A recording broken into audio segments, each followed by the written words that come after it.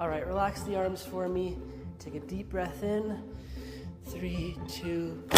All right, you might just feel a little tingle, but it's nothing to worry about. Your right shoulder is hurting?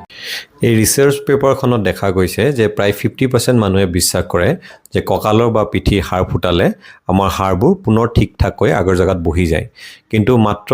9% মানুহেহে ইয়াৰ আচল ৰহস্যটো জানে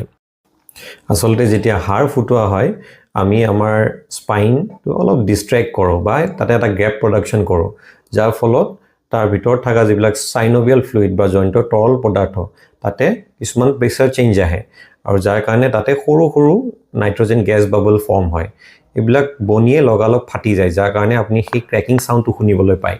ই আসলতে আপোনাৰ হাড় ৰিয়েলাইন নকৰে অৱশ্যে ইয়াৰ কাৰণে আপোনাৰ স্পাইনৰ কাষত থকা যিবিলাক মাংসপেশী থাকে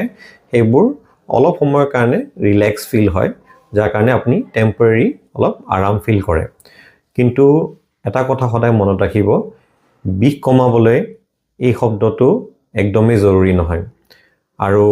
যদিহে আপোনাক কোনবা চিকিৎসকে কেৱল এইটোৱে একমাত্ৰ চিকিৎসা বুলি কৈছে তেন্তে আপুনি ফুল চিকিৎসকৰ ওচৰলৈ গৈ আছে